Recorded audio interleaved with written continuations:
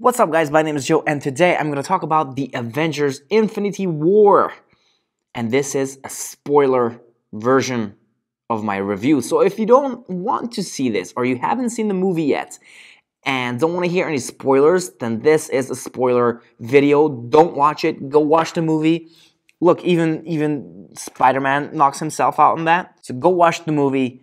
Believe me, you have to watch this movie. There's just so many things, and this spoiler version will ruin it for you. So without further ado, let's start the review. So guys, I just want to jump in. Wtf Thanos, he just exterminated half of the universe. Spoiler alert again, he got all 6 Infinity Stones and it's in his glove. And he's just causing havoc. He's such a powerful being by the end of the movie. And the Avengers will have such a tough time beating him. Or I don't know what the outcome is going to be of the next movie. But Avengers divided by 2. It's like Black Panther, gone. Scarlet Witch, gone. Vision, gone. Spider-Man, gone. Doctor Strange, gone. Whole of the Guardians of the Galaxy, gone. It was, when I was sitting in the cinema and the movie ended with Thanos exterminating everybody and then just, sitting and watching the sunrise or sunset. And he's just like, I did it. I did it. Him sacrificing Gamora for his own selfish needs. But as I said in my spoiler-free version, that Thanos is finally a good Marvel villain. Why? Because we see his progression. We see his side of the story. We see what motivates him. He thinks he's doing good. He wants balance in the universe. He wants everybody to be happy. And for that, he has to exterminate half of every population, every world's population. And he's been doing that. And he's been looking for the 6 stones, so it will be just like a snap of a finger and he can do it without any hassle. And by the end, he does that. But let's start with the beginning of the movie. This movie is just like, bam, right in there. You have the Hulk, you have Thor, you have everybody, and Thanos is there. And he just, beats up Thor like you've never seen before, kills off Loki, and then you see he's gonna go after Thor, and for miraculously he escapes there, and he ends up with the Guardians of the Galaxy. Now,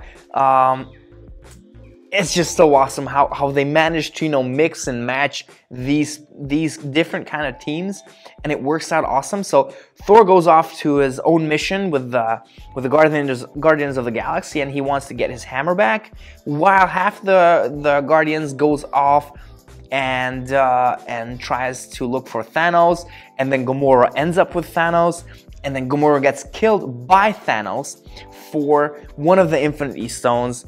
I think the Spirit one, where he has to give up something he loves.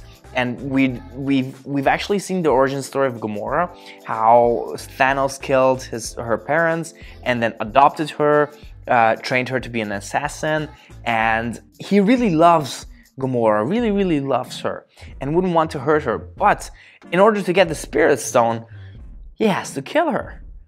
And you see the conflict within Thanos, but only for a brief moment. And then he kills Gamora, he gets the stone, and he's only 2 away from getting all the stones, and then he gets the Time Stone, and he gets Vision's Stone, and by the end of the movie, he has everything. And bam, that's when you have him just snapping his finger and everyone's killed, and you see all these people start to vanish. You see Spider-Man vanish, you see Black Panther vanish, and actually half of Earth's population vanish. But while Thor is going on a mission to get his hammer back, you have Tony Stark and Doctor Strange going after Thanos, ending up in a spaceship, and Spider-Man and Iron Man meet the other half of the Guardians, and they actually team up and go against Thanos and almost get him. And it's Star-Lord who messed up, because if he wouldn't have punched Thanos in the face, then they could have taken his glove off and nothing would have happened. But since you find out that Thanos killed Gamora, Star-Lord's head is just like all over, like he's getting mad, and ends up punching Thanos in the face. He comes back, because the bug lady just couldn't keep him asleep, and then shit hits the fan. Tony Stark almost dies. It's a big spoiler. Tony Stark almost dies, and so Doctor Strange saves Tony Stark, Iron Man, from dying by giving up the time stone. So Doctor Strange gives the stone to Thanos in order to save Iron Man's life. Doctor Strange says that he's not gonna save either Iron Man or Spider-Man. He's just gonna protect the stone, but he chooses this way. Anyway, moving along the story, while this is happening in outer space, you have Earth, you have Steve Rogers come back, you have Vision getting like stabbed through the chest or the back, and he's actually dying. So they end up taking Vision to Wakanda, to Black Panther, in order to take the Infinity Stone out of his head and maybe keep him alive so they can actually destroy the stone. And Scarlet Witch is protecting Vision while there's a herd of Thanos' army just going towards Wakanda. And it's what we've seen in the trailers with a big end fight scene. Now we see these minions of Thanos go, but it's good CGI, it kind of works, it's believable, it's a bit big, but you need to have a huge fight scene at the end of the movie, and I think this was just enough of this, because you had Thanos fighting with Iron Man and Doctor Strange and Spider-Man back in Titan in his own world. Now, it's just so much information. This is a 2.5-hour movie, and it just rocks all the way. There's no stopping whatsoever.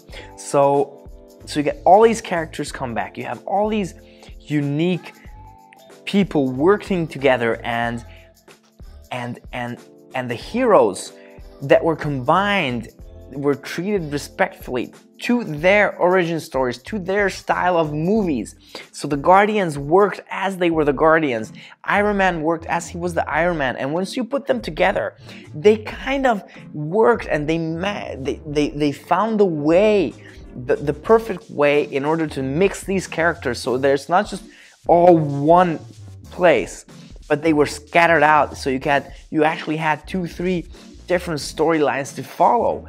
And I think it was magical, or not magical, well, for Marvel it was magical, that they finally found a good villain. They could introduce the villain, show the villain's perspective, and make you believe that the villain is actually thinking that he's doing good when he's not. That's why he's the Mad Titan. He's just mad. He wants to exterminate everybody, which he did. Even Nick Fury, he dies at the very, very end of the movie, like after the cutscene or credits. So you have all these people going around doing their own thing. The Hulk, once he gets beaten up really bad, he doesn't even come back, and I think that worked very good. He was ashamed of himself that he couldn't beat Thanos. Someone beat him, and he didn't want to come back. He was afraid to come back. Then you have Thor, who's like a pile of shit when you start the movie. He has half an eye. He's just floating about in space, and then the Guardians find him. They give him an eye, and then he gets his hammer back thanks to Groot, thanks to the Guardians. And immediately as he gets it back, whew, he teleports to Earth. You get to Wakanda. You have these minions, these wolves or aliens just storming into Wakanda. And with one hammer throw and one lightning, just everyone dies. They did so much justice for each character, and everybody gets their shine. And since you know each character from previous movies, you know what Spider-Man is like, you know what the Hulk, the Iron Man, Groot, everybody is like, you could implement very subtle and very good jokes in every moment of the movie, and it felt right. It's spot on. There wasn't, from my perspective, I don't see that there was a bad joke. I've laughed at the 98% of the jokes. I laughed out loud, and I really enjoyed it. And I think the Marvel Universe works very, very good in this term and in this view. So I think this is a fantastic movie. I think you guys should go and check it out. Be prepared that half of the Avengers dies. So Tony Stark doesn't, the Hulk doesn't, so Bruce Banner doesn't. Scarlet Witch dies, Vision dies, Black Panther dies, Nick Fury dies. Bucky Barnes dies. Captain America doesn't die. Then you have almost everybody from Guardians of the Galaxy dies. Doctor Strange dies, and you just sit in the movies and you're like, what's gonna happen now? How are they gonna come back from this? Because at the very end, you see that since Thanos has the time gem or the time stone, he can actually turn back time, because Scarlet Witch has to kill off Vision in order to make the stone in his head explode, and she does that. She kills off Vision, and then Thanos gets there.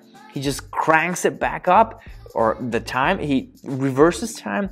Vision comes back, and he just like tears the stone out of Vision's head, and Vision's like, bam, dead. That's it. It's just a robot. So there's a lot of things, guys. I've seen this movie just right now. It's 1:30 in the morning. I'm doing this video. I'm gonna watch the movie at least 2-3 times. We're gonna get like tidbits, hopefully.